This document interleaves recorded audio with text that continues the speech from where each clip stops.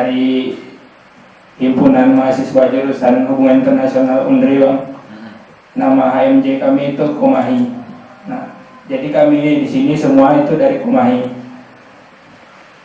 Dan di Komahi itu kan ada banyak divisi, Bang.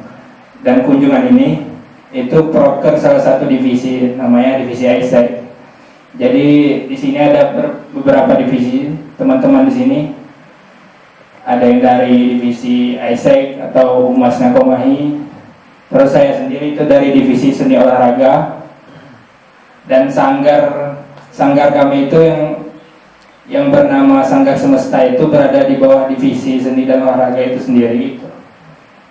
Jadi sebenarnya kunjungan ini tuh kolaborasi dari beberapa divisi yang ada di Komahi lah gitu.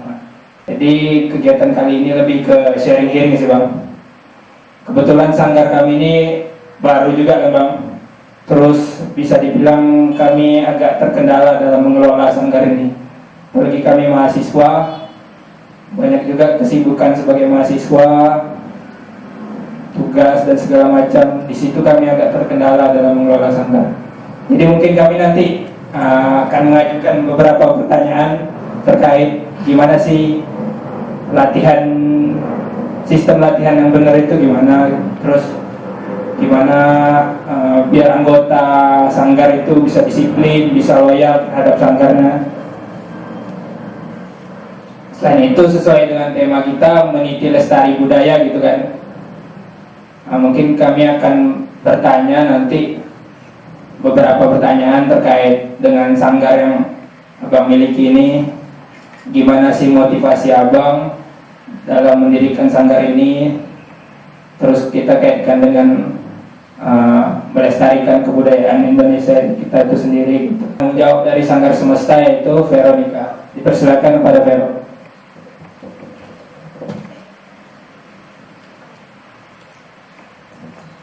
Oke, baik. Selamat pagi kakak dan abang dan teman-teman semua, kakak abang. Perkenalkan, saya penanggung jawab dari Sanggar Semesta. Nama saya Veronica Lestari Silaen dari Hubungan Internasional dan di bawah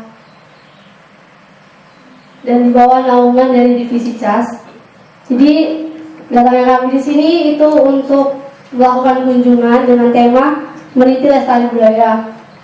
Mungkin karena kami melakukan kunjungan ini, tujuan kami yaitu untuk mungkin menambah ilmu kami, gimana cara mengelola sanggar dengan baik dan benar gitu. Apa saja sih solusi untuk hambatan-hambatan kami yang kemarin itu sempat terkendala, baik dari sisi kreatifnya, cara kita untuk menyampaikan pesan yang sebenarnya kita sampaikan ke orang-orang, cara kita untuk berkolaborasi dengan teman-teman yang lain itu gimana gitu. Jadi mungkin nanti setelah saya ada pembukaan, mungkin nanti langsung penyampaian ada kata pembukaan dari Mayor Komahi ataupun yang mewakili, karena mungkin Mayor kami ada hambatan buat datang abang dan kakak. Jadi saya persilakan waktu kepada Kak Hana untuk memberikan kata sambutan. Assalamualaikum warahmatullahi wabarakatuh. Selamat pagi semuanya, selamat pagi teman-teman abang dan kakak. Sebelumnya saya mohon maaf karena Mayor kita hari ini berkendala untuk hadir. Ya, dia ada agenda lain, jadi saya yang akan mewakili kata sambutan dari Mayor. Nah, sebelumnya saya yang berterima kasih kepada divisi CAS yang mau melaksanakan kunjungan eksternal dan kepada Sanggar Suku Seni Riau yang mau menerima kami untuk berkunjung. Salam sejahtera untuk kita semua. Semoga kita dalam acara ini diberikan kelancaran tanpa ada kendala sedikit pun. Sebelumnya saya juga ingin berterima kasih kepada Bang Marhalin Zaini yang sudah mau menerima kunjungan kami dan mau menjadi pemateri kami pada pagi hari ini. Harapan saya ke depannya semoga dengan adanya kunjungan ini bisa memberikan kita ilmu dan pengetahuan yang lebih dan bisa kita manfaatkan ke depannya lebih baik lagi. Mungkin untuk kata sambutan dari saya itu saja. Semoga acara hari ini berjalan dengan lancar. Wassalamualaikum warahmatullahi wabarakatuh. Itu bapak saya. Marhalin saya pakai N. Nggak apa sih, tapi sudah meninggal si bapak saya.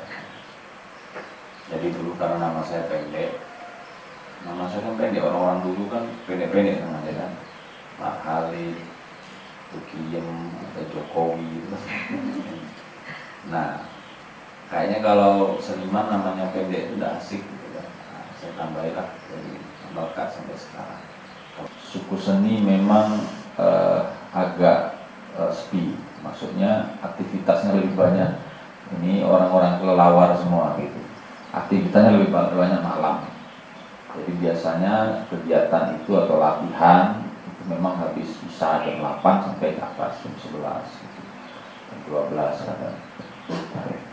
Kalau siang memang sepi, artinya mereka masing-masing punya aktivitas sendiri-sendiri. Ada yang guru, ada yang kerja, ada yang banyak yang kerja sih. Nah, ini kebetulan Tutut salah satu anggota kita bisa hadir di sini. Nah, halo. Tutut, ya. Tutut Saya itu Tutut. bukan nama panggilannya, nama lengkapnya panjang sekali. Iya, panggil aja Tutut kalau jumpa di jalan. Gitu, ya. Dia manajemen di suku, kebetulan dia free hari ini. Saya minta, dan tinggalnya cukup jauh di Rumbai. Dia bukan orang kota tapi orang kampung di Rumbai. Nah, kebetulan bisa hadir. Nah, yang lain semua ada aktivitas, terutama kerja dan kampus juga mahasiswa beberapa. Kemudian saya sebagai kepala sukunya, kenapa dulu saya beri nama suku seni? Karena saya ingin dipanggil sebagai kepala suku. Jadi kan otomatis kepala suku. Saya menyambut baik kehadiran kawan-kawan ini, mahasiswa dari Sanggar Semesta dan dari organisasi yang saya cukup banyak. Tadi saya lupa nama organisasinya, ada ISEC, ada apa namanya tadi, ada CAS. Yaitu yang jelas saya apresiasi, saya suka, saya senang menyambut kawan-kawan semua, karena dengan begini saya bisa menularkan energi positif saya, energi kreatif saya kepada kawan-kawan. Dan ini program yang baik menurut saya karena bisa mendatangi gitu ya, bisa berkunjung ke program yang baik, karena tidak hanya memanggil narasumbernya ke kampus tapi juga mengejar dan mendatangi, mengunjungi mungkin tokoh-tokoh kesenian, entah nanti olahraga, nanti ada sport juga, kemudian banyak aspek lah yang bisa dikejar dari kalau hadir dan mengejar pengalaman para tokoh-tokoh itu. Nah, saya mewakili suku seni, saya terima kasih. Apa yang bisa akan saya bagikan, pengalaman saya selama puluhan tahun di dunia kesenian akan saya bagikan, tetapi nanti baiknya sih saya tidak nyerocos gitu. Karena saya kalau ngomong susah berhentinya, jadi sebaiknya supaya tidak keluar dari konteks dan sesuai kebutuhan dari kawan-kawan, sebaiknya nanti lebih banyak interaktif aja, kita diskusi bebas gitu ya, diskusi bebas, meskipun nanti dimoderasi oleh ini. Untuk prolog diskusi ini, mungkin saya akan bercerita sedikit bagaimana suku seni ini berdiri, dan nanti mungkin flashback juga bagaimana proses saya berkomunitas selama ini di Pekanbaru, di Riau, di Jogja. Sebetulnya saya banyak belajar berkomunitas di Jogja dan kemudian sampai hari ini. Nah, berangkat dari suku seni sebetulnya ini juga kegelisahan awal saya ketika berada di Pekanbaru. Pekanbaru kan sanggar-sanggar seni mungkin ada, tapi tidak terlalu banyak. Suku seni ini berdiri tahun 2017. Nah, 2017 pertama pertunjukannya itu di Langgar Toda. Nah, ini kan karena kalian hadir di sini, maka saya bisa menunjukkan jejak-jejaknya ya. Kalau saya ini mungkin tidak bisa. Berdirinya itu ketika saya memang ingin menggelar sebuah pertunjukan teater terutama karena saya basicnya saya sekolahnya di Institut Seni Indonesia Yogyakarta, isi jurusan teater. Memang dari awal saya memilih teater, meskipun sebelumnya saya sempat kuliah di IAIN, Imam Bonjol Padang. Nah, saya ini orang Ustadz juga nih sih. YIN, kemudian tidak selesai karena saya degil gitu. Saya asli Bengkalis.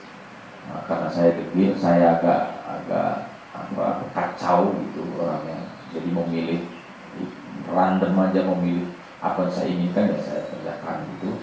Nah, sampai saya memutuskan untuk pindah ke Yogyakarta, isi Yogyakarta masuk jurusan teater.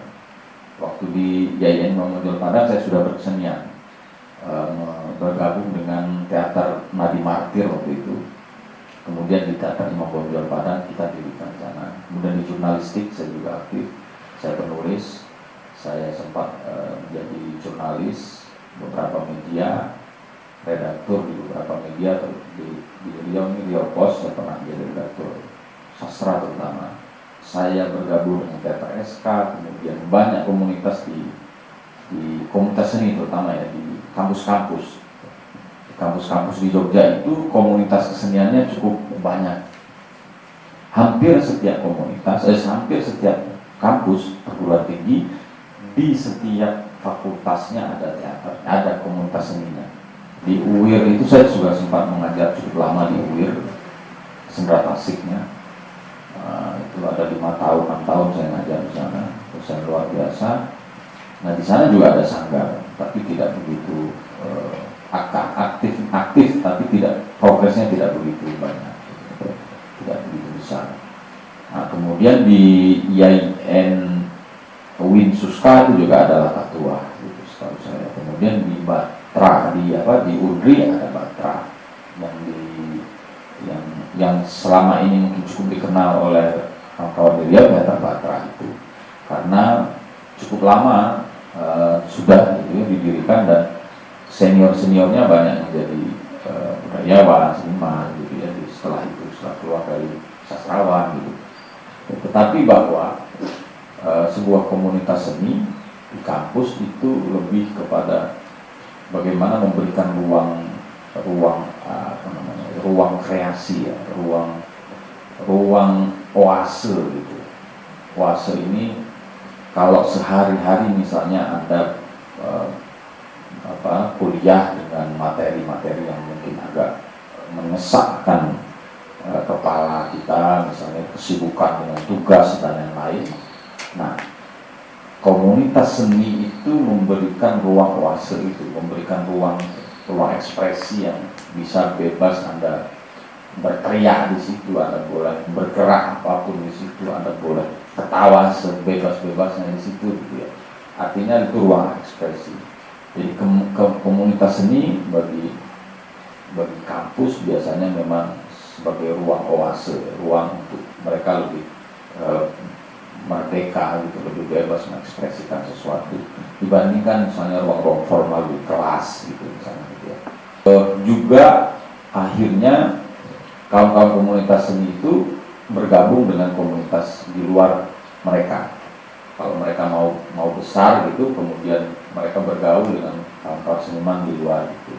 Nah ini saya kira upaya itu juga ketika kawan-kawan semesta dan stakeholdernya ini datang sini, saya kira ini dalam rangka untuk memperluas jaringan itu. Nah, saya sarankan juga ini dilakukan terus, tidak hanya sini tapi juga ke seniman lain, ke rumahnya, meskipun dia jarang sih ada rumah yang dijadikan sanggar itu. Nah di sini ada sanggar tari misalnya Bang Iwan Irawan, itu pernah dengar belum ya? Sanggar tari Laksmana tuh, itu cukup dikenal di sini, dia punya sanggar juga. Soal manajemen ya, tadi ada beberapa poin yang disampaikan oleh Al-Khalis dan Veronica. Itu soal bagaimana mendirikan sebuah komunitas seni dan problematikanya. Komunitas seni ini kan dia tidak komunitas yang atau lembaga yang formal yang kadang ini menjadi hambatan tersendiri juga. Mempertahankannya itu memang bukan hal yang mudah. Ini kan baru tahun 2017, ini sekitar 4 tahun ya. 14 Desember kemarin kita 4 tahun. Itu bukan suatu yang mudah. Karena dia butuh ini sebetulnya.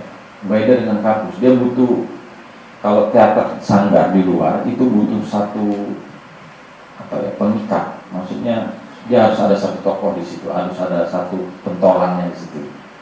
Kalau tidak dia akan bercerai-berai juga.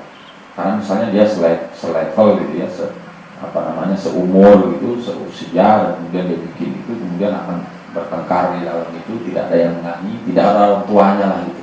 Nah kalau suku seni kan orang tuanya saya, gitu. Anggaplah saya orang tua, sudah tua gitu kan. Nah, orang tuanya harus ada di dalam situ. Nah, komunitas di kampus, saya kira kendalanya di situ. Kadang dia seniornya tidak lagi secara aktif untuk mengelola di komunitas itu, karena dia kesibukannya berada di luar. Dia sudah fokus ke skripsi, kemudian dia fokus ke mau mencari tunangan, kemudian itu habis itu menikah gitu kan. Kesibukan itu pasti mengganggu. Nah akhirnya memang tidak ada tokoh yang betul-betul terus berada di situ. Ada sih pembina biasanya ya. Kalau itu juga saya kira penting ya. Harus ada yang tempat kita bertanya, tempat kita mengadu dalam tanda kutip kalau terjadi hal-hal yang merusak sistem komunitas itu. Merusak itu maksudnya setiap anggota itu kita tidak bisa pegang juga. Suku seni juga begitu, tidak solid-solid amat sebetulnya. Jadi susah memang mengajak orang untuk bersama-sama dalam dunia kreativitas ini kalau memang orientasinya enggak itu. Kan ada orientasinya dia cuma sekedar untuk bersenang-senang saja kan. Ini kan soal orientasi ya. Soal orientasi, kenapa dia di sanggar itu? Mau ngapain dia? Mau dapatkan apa dia? Kalau orientasinya tidak jelas, dia sekedar misalnya mau cari kawan saja, mau cari tempat untuk nongkrong saja gitu, biasanya itu tidak berhasil. Nah tidak mudah gitu merekrut, membuat itu solid gitu dengan program-program tertentu. Suku seni juga mengalami hal-hal seperti itu, dan itu biasa. Pengalaman saya di dunia kesenian dan dunia komunitas itu sangat biasa. Keluar masuk orang itu sangat, di kampus apalagi.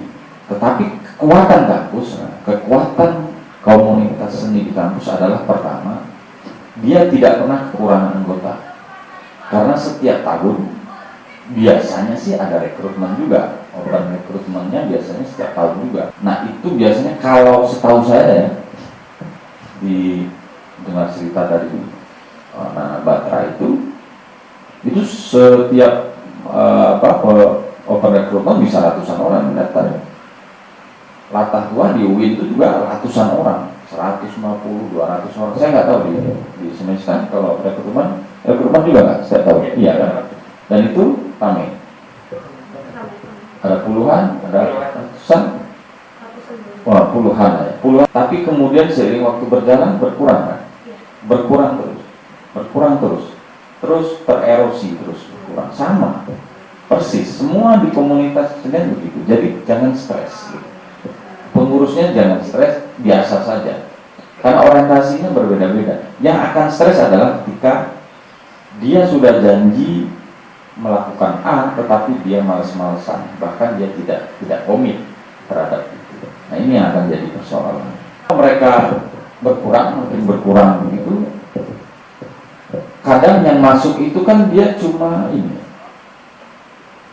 Itu tadi dia tidak jelas orientasinya. Dia mau masuk, ini coba-cobalah. Kawan itu masuk, saya masuk gitu. Kawan itu masuk, saya masuk. Namun begitu dia masuk, dia kadang tidak sesuai ekspektasi dia, atau tidak sesuai dengan keinginan dia, tidak sesuai orientasi dia, maka dia keluar. Nah, problem-problem seperti itu memang biasa. Tapi bagaimana cara mengatasinya? Tentu ada trik-triknya, ada strateginya juga. Selain yang saya sebutkan tadi, harus ada misalnya satu tokoh atau pembina yang bisa mikat. Yang kedua adalah program kalian yang bisa mikat mereka untuk terus tetap aktif di sana. Kalau misalnya tidak ada program yang jelas, gitu, tidak ada program yang pasti terlaksana, misalnya ada triwulanan, ada 6 bulanan, ada tahunan gitu, ini akan lepas dia. Apa dampak yang sudah diberikan suku seni ini ke masyarakat yang lain atau pelestarian budaya kita? Mungkin prestasi-prestasi apa yang didapat di bagian teater, seni, tari pun terserah Pak. Mungkin terima kasih. Sejak 2017, suku seni itu setelah pentas Toda ini, itu kita bikin sanggar di air dingin.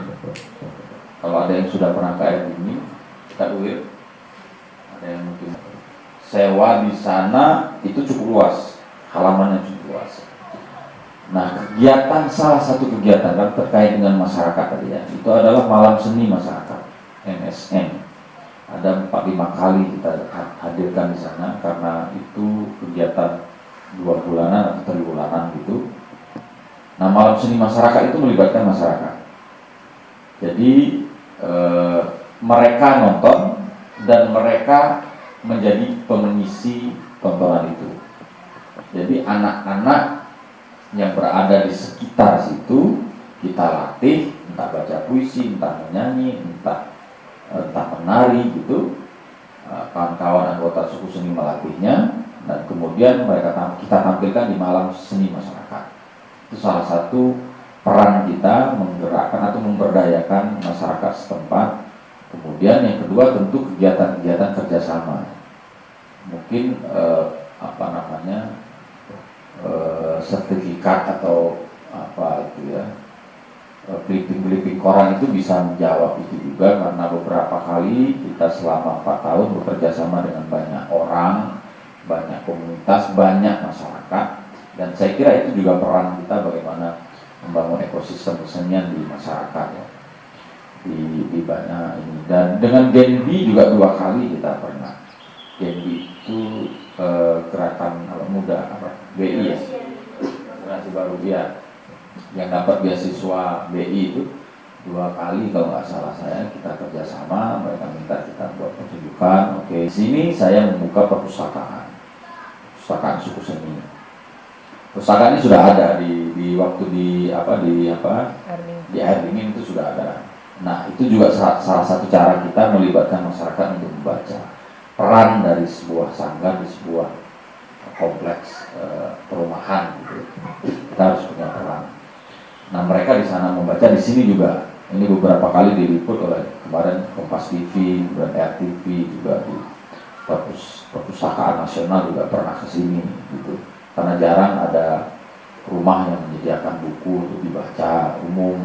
Sekarang cukup banyak anak-anak yang di sini kadang main gitu, ya tidak bisa dipaksa juga mereka untuk baca, tapi setidaknya mereka nampak buku itu, mereka lihat penasaran dan baca gitu.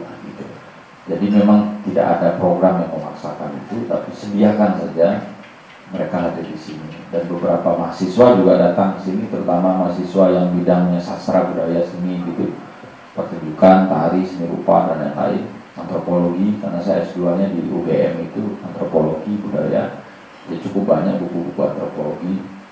Nah, nanti si Tutut juga geologi nih, orang geologi tapi maksudnya itu di Semarang ya, geologi Semarang. Bukunya juga tentang geologi di aspek kebudayaan misalnya. Nah, seperti itu perannya, dan mahasiswa itu butuh referensi hadir ke sini. Anak SMA berapa ke sini, SMK kayak gitu. Dia bikin konten beberapa view ini sering gitu, konten, dan ya silakan saja kalau memang, dan bebas, tidak ada, dan free. Itu saya kira peran-peran yang bisa kita lakukan untuk memberi kontribusi kepada masyarakat. Nama saya Mutia Adona Rifani. Izin bertanya Bang, untuk pengalaman Abang sendiri waktu di bidang teater itu gimana ya, bisa tolong ceritain dong? Pengalamannya banyak sekali Bang. Pengalamannya mana? Spesifik apa? Misalnya yang kamu ingin tahu apa? Jadi aktor Pak maksudnya. Iya, pengalamannya banyak. Yang spesifik apa ya misalnya? Pengalaman sih banyak sih ya. Oh, berkesan. Oke. Berkesan, semua berkesan sih. Oke, yang berkesan mungkin ini tahun 98 Anda sudah lahir belum? Hah, belum ya? Berarti saya ini udah tua ya. Ya, saya juga. Sekarang malu juga ngomong gitu. 98 itu saya sudah demo. 95 saya masuk UIN IAIN Imam Bonjol, dulu bukan UIN IAIN. Saya masuk ke sana dan itu memang tahun-tahunnya tahun-tahunnya apa sih ya, huru hara ya. Kan tahun 97 kalau Anda semua baca sejarah bagaimana Soeharto mau diturunkan oleh mahasiswa, dan saat itu mahasiswa semua bergerak, semua seluruh Indonesia, dan kebetulan saya berada di Jogja pada saat Soeharto turun dan saya ikut demonstrasi. Kawan IAIN yang ditangkap mereka lepas karena mereka dijamin oleh rektornya, karena dia punya kartu mahasiswa, rektor jamin dan lepas. Kalau saya tertangkap, saya pengen menjamin karena saya tidak ada. Kalau di Jogja saya sendiri, saya nyanggar di SK, saya tidak punya siapa-siapa. Nyanggar itu ya tidur di sanggar, sanggar kayak ini, tapi di kampus ya. Di kampus saya numpang di situ dengan kawan-kawan teater di IAIN, IAIN Sunan Kalijaga di Yogyakarta. Saya lama di Jogja, kemudian saya masuk isi Yogyakarta setelah itu. Nah, hal-hal ini saya kira berkesan dalam proses berkesenian saya. Kenapa saya memilih dunia ini sampai hari ini, keluar dari IAIN, kemudian masuk isi, itu kan sebetulnya pilihan-pilihan yang berat. Karena waktu itu di kampung juga kesenian ini apa sih? Apalagi saya waktu itu gondrong sekali, rambut saya begini kayak kalau saya pulang itu dibilang masyarakat ini morfinis itu apa ganja gitu, kan kurus sekali saya. Padahal saya nggak ganja, kurus karena kurang makan gitu. Makan saya nggak jelas, saya hidup berantakan tuh nomaden gitu ya. Saya tidak memikirkan yang idealis lah gitu. Zaman itu kan idealis itu ya sudah pokoknya bergerak, mau mandi nggak mandi itu nggak harus. Pernah nggak mandi seminggu ya saya itu. Pernah nggak merasain nggak mandi seminggu? Saya pernah. Dan itu tidak diterima. Kesenian itu apa sih waktu itu? Tidak diterima. Di masyarakat juga ini kayak penjahat aja kan gitu. Kalau kita mau mengenal orang lain, kita harus kenal dengan diri kita sendiri. Karena kalau tidak, kita tidak akan bisa melepaskan diri kita untuk masuk ke diri orang lain. Memerankan itu kan masuk ke diri orang lain, masuk ke karakter orang lain kan. Misalnya saya harus memerankan seorang raja, saya harus keluar dari saya sebagai Marhalim kemudian menjadi seorang raja. Tapi bagaimana cara saya keluar dari Marhalim kalau saya tidak tahu saya siapa? Perilaku saya siapa, bagaimana sifat saya ini apa? Apakah saya pemarah? Apakah saya egois? Apakah saya ini kan harus kita pelajari. Sering yang saya lakukan setiap saya menggarap ke aktor atau ke workshop ya, itu awalnya memang dia harus tahu dulu Anda siapa. Kamu siapa namanya? Susi, siapa? Iya, Anda. Namamu siapa? Widya. Misalnya Widya, saya tahu Widya siapa. Kamu pernah nggak bertanya bahwa Widya itu siapa sih? Gitu ya. Kalau marahnya saya kan mungkin berbeda karena realis. Tapi marahnya seorang raja akan berbeda, karakternya akan berbeda. Gitu. Itu akan didukung dengan itu baru psikologis ya, belum ke fisik. Itu akan didukung dengan ekspresi wajah. Itu gunanya latihan olah tubuh, latihan olah mimik. Bagaimana mimik, ekspresi wajah ini terbiasa dia. Latihan itu kan untuk membuat dia terbiasa dan siap untuk masuk pada karakter apapun. Nah, itu. Ya, makanya disiapkan. Ada latihan-latihan dasarnya. Jadi kalau main teater itu tidak tiba-tiba Anda main jadi ini, oke. Ya tidak bisa. Banyak sinetron yang gagal dalam konteks itu. Ya memainkan dirinya sendiri sebetulnya. Bukan memainkan peran yang ya harus mainkan, tapi memainkan dirinya sendiri. Nah itu gagal menurut saya. Nah itu prosesnya. Jadi yang dikenal minimal 3. Fisiologis, fisiknya. Bagaimana fisik seorang raja? Jalannya bagaimana? Ekspresinya bagaimana? Wajahnya, gesturnya bagaimana? Kalau dia ngomong itu seperti apa? Tangannya seperti apa? Postur tubuhnya seperti apa? Nah itu dipelajari semua. Itu fisiknya, fisiologi. Kemudian psikologisnya, kejiwaannya. Kejiwaan seorang raja ketika memerintah sebuah kerajaan seperti apa akan berbeda dengan kejiwaan seorang pemulung, kejiwaan seorang pembantu, kejiwaan seorang dosen, kejiwaan seorang mahasiswa berbeda. Dia harus masuk ke itu dicari karakternya. Nah kemudian ketiga sosiologis. Sosiologis ini lingkungannya. Seseorang yang hidup di lingkungan kerajaan akan berbeda dengan seseorang yang berada di lingkungan petani. Akan berpengaruh, sangat berpengaruh dari cara dia bicara, cara dia menatap, cara dia bergerak dengan orang proletar ya, masyarakat bawah yang mungkin mencampur, pasti tubuhnya akan berbeda. Karakter sampai hal-hal yang spesifik seperti itu mencarinya. Setelah itu berlatih sampai ditemukan warna vokalnya seperti apa. Warna vokal seorang raja yang besar, yang berwibawa itu seperti apa? Wahai rakyatku, sampai ke warna vokalnya dia pilih seperti apa? Wahai rakyatku, wahai rakyatku. Nah, misalnya banyak pola-pola warna vokal yang pas untuk kira-kira karakter dia. Raja ini juga macam-macam. Raja Majapahit akan berbeda dengan raja misalnya di Sriwijaya, di Melayu.